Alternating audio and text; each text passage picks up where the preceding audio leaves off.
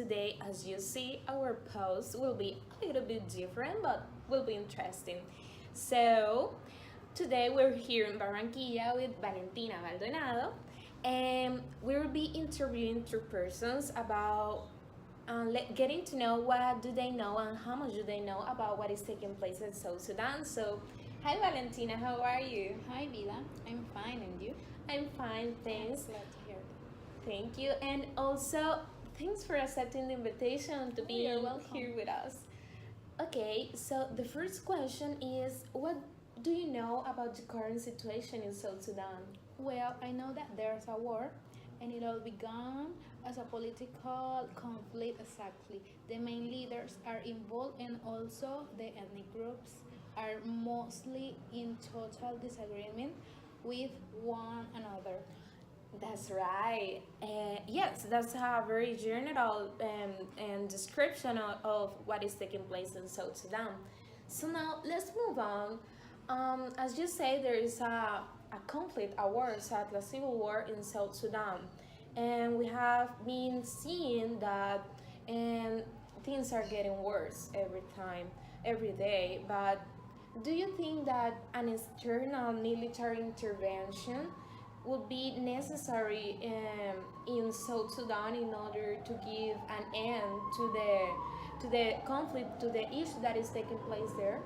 Yes, I think that is necessary uh, an external military intervention because the country is in crisis and they really need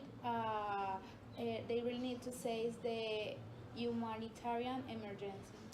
Well, yes, I also agree with that. And so that's it. And thank you, Valentina, for being here. You're And welcome. Thanks to you. thank you. So, waiter, we're here in Barranquilla, but now we're moving to Bogota.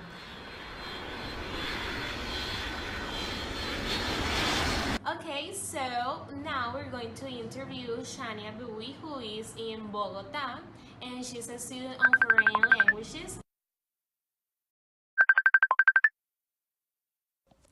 Hello everyone, my name is Shania Buyel Tomar, a student of the EAN University of Bogota. Shania, the first question we have for you is what do you know about the current situation in South Sudan? Okay, I remember that in one class we talked about this country, and the article said that the threat of famine and civil war are endless in the continent's youngest country, but above all in its population.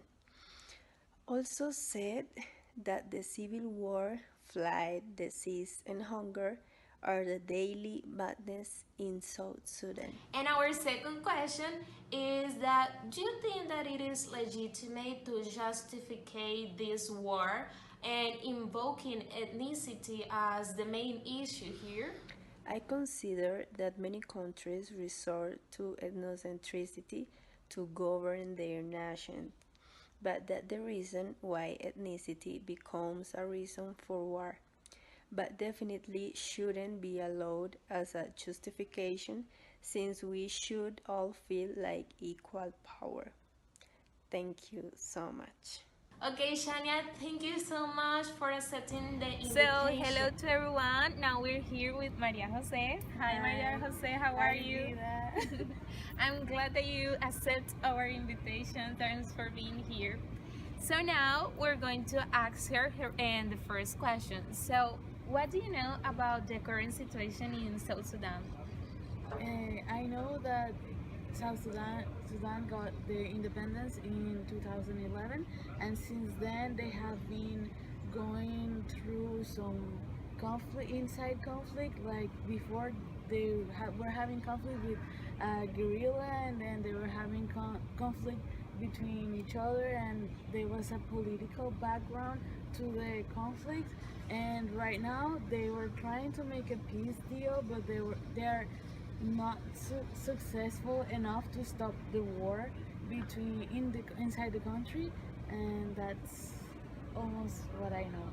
you know, a lot of things. That's right. So, and our second question is, as you said, there are a lot of things involved in this conflict. But do you think that ethnicity is it is being used as a justification to invoke the war, you know, that is involved? Do you think that that is right to use ethnicity as a justification for it?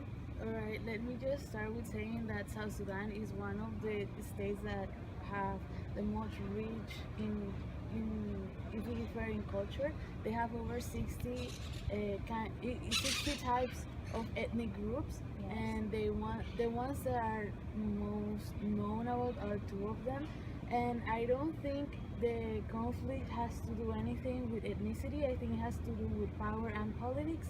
But you know, there's also the narrative of fear and the way that this state is so poor in institutions, and the army is not well institutionalized.